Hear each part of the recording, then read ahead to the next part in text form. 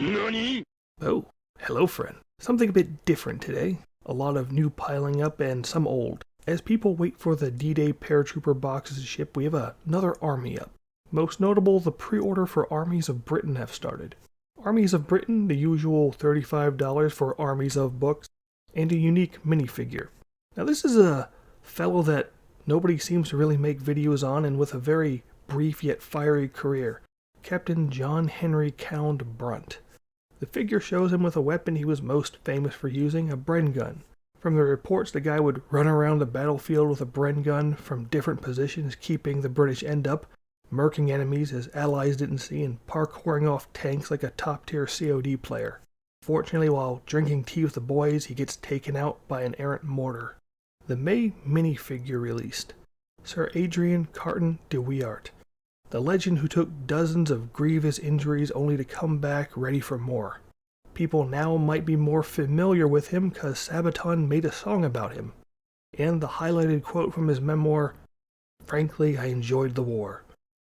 Despite it all, humor was certainly not lost on the man. Now, we were all wondering what the new kits Britain was going to get.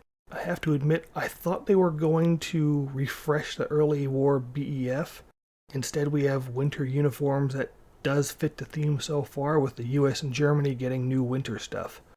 Looking at the sprue, it's learned lesson from prior sets, following in the step of the veteran Germans. We can make an engineer formation. I see the shovel, a satchel charge, a minesweeper, and that really unique flamethrower with a spare tire fuel pack. A lot of Enfields, in fact, so many Enfields. 1 Piat primed to fire, 2 Bren gun positions, 4 SMG, with 2 Thompson and 2 Sten, 1 sniper rifle. Every nation seems to have a model feature that has been present in the sprues. For the British, it's the heads being separate from the helms, so you can tilt and fashion the Brody helms that I find decreases the clone trooper syndrome by a lot, actually. We also have a good amount of bonnet heads with 1 officer. For the bodies, we have only 1 kneeling, most are standing or walking, no awkward movement poses. Most seem to have winter vests only, with only 1 trench coat. Next is the M3 Grant, another plastic revamp just like the recent Lee with the D-Day paratroopers. Single is 40, 3 for 110. They also added an Indian tank commander for those who like North Africa to Far East battles. Several variants of the starter army, depending on how much tOnk or book you want. They should come with 36 plastic guys, and math adds up. The suggested build go about it in a way to maximize platoon types. 2 rifle sections of 10 plus an officer, that's 21. Sniper team 2, that's 23. 2 5-man engineers and an officer, that's 34. And then the other 2 will be officers for the heavy weapon and artillery, 36. Meaning officers are alone, and you'll need another sprue to fill them out. Maybe another for a few light mortars and a flamethrower. But that's just a recommended setup. You don't have to build it exactly like that. We get 2 medium machine guns and 1 mortar for the heavy weapons team, 1 25-pounder for artillery, 1 Humbler, and a Sherman Firefly for armor, which are actually both quite good. We've got a few new vehicles, starting with a Studebaker Truck. Simple 2-sprue model, comes with decals for both Allied and Soviet stars. Now, competition from Rubicon had this model out for some time at a far cheaper $26. Rubicon tend to have more options for early, mid, and late war depending on the vehicle service.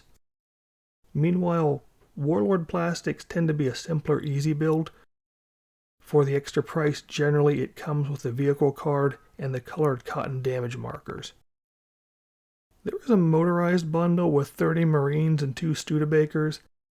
The nice thing about them is that they transport 18 guys. The bad thing being this, as many of the vehicle and box guide deals, is the fact that it's not a deal at all. You can commonly find Warlord vehicles for about $20ish and box of infantry for about $40ish on Amazon. It's really hard to justify these bundles when you can get a full army box with much more for around $100 too. Next vehicle is the M15. two 50 cals and a 37 auto. It's a nasty little beast that might be a nice command vehicle for armor. Bad side is the price, as this is a full resin and metal model and they tend to be nearly 2 times more than plastics. An amphibious Jeep. Price not as bad as the M15, and it's also a metal and resin model, as most of the more obscure vehicles tend to be. This one looks really well modeled though, making a good diorama piece. I'm fairly sure this isn't actually a new model, it's just dressed that way up for the bundle. These are metal and resin kits. Rubicon does make a plastic variant for slightly cheaper, though the crew would be out of scale compared to the Warlord variants that fit their chunky heroic fellows. For Italians, a new plastic armored car for the 41-43 variant. The 40 and 41 currently have resin variants, so it is interesting they chose the 43 as it started production as Italy went into the Armistice. The OG 2 Army battle set returns in its third incarnation, Band of Brothers. This time it's a bit more balanced-ish. Both sides get 12 men and 1 half-track each. Depending on how the scenario is set, and if it fudges some of the rules like the second edition variant, the Germans are going to have close range advantage with the STG spam, while the US has some range in the added 30 cal and Baron squad. The US half-track also has the advantage of being a complete Dakka wagon straight out of Twisted Metal with a bunch of 50s and 30s if you fully build it up.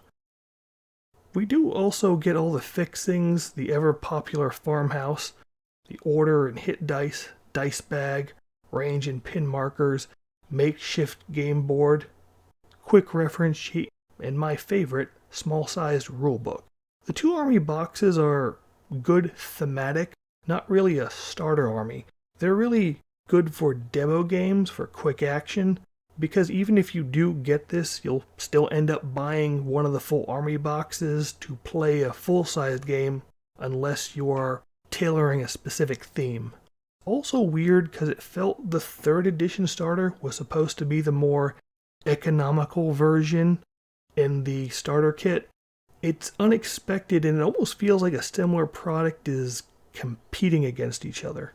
Warlord has started another round of army paint sets. Just like before, these are just Army Painter brand, rebranded with new names.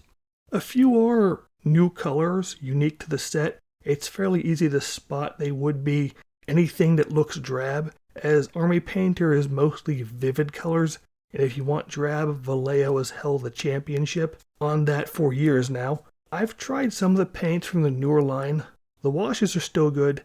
The Speed Paint 2.0 metallics are absolutely amazing. They're probably some of the best metallics I've ever tried. It's not a gray wash, it's actually very fine. I believe it's aluminum powder metallics that go on extremely smooth. And depending on their durability for those who want to pump out armies with base and oil washes, might be something there. The standard paints still have that sheen, but it's not as bad as the OG paints that had that excessive greasy medium that made me avoid the brand. So far they're limited to Germany, Britain, and the US. Buying them straight from Warlord gets an additional sprue for the army with each order. Quick mathing at about $80 for 20 paints is $4 per paint, which is on the more expensive side, or we can just go to Gnomish Bazaar and get it for $60.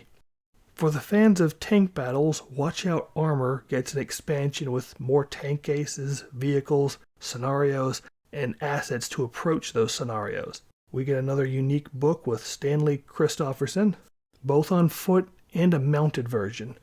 Allied and Axis get new tank cards with more options. We can see everything from a BT-42, a Turian, and supposedly a card for a mouse. I have to admit, I like the mouse as a center figure, and I've tried to find an acceptable version of the flak variant for a Luftwaffe Grenadier Army. For those who dream about the glory of Rome, Hail Caesar gets a new expansion for Eastern battles. It boasts 70 scenarios along 3 wars with a book of a young Caesar long before was a consul of Rome. The army of Sulla and Marius, late Republic Romans with mercenary auxiliaries versus Mithridates VI of Pontus. 99.9% of the tabletop battles I've seen are mostly Gauls and Romans, so it's actually nice to mix it up a bit Now, a while back, I did a video on a cheap high elf army for Warhammer Fantasy, and after years of teasing, Oathmark finally came out with the heavy elf infantry. $40 for a blob of proxies that should go with about White Lions or Swordmasters, and I'll do a review when I finally get a hold of a box. Now, normally making officers in bolt action would be a plastic kit conversion. In the past month, a few officer sets with a very unique look were released in the newer Warlord resin to spice up the army themes themselves, with Italy, Japan, Germany, the Soviets, and the US specifically have these 4 sets of officers in pure resin. Now, they look kind of strange at first, and I think I know why. One of their older painters would do this really cool effect with 2 of the highlights. He would do these horizontal scratches on the arms and the legs, and would give this appearance of the cloth being moved with folds and wrinkles. These are much more flatly painted, so they look very plain, but it does show the sculptor and painters they've brought in. They're fine.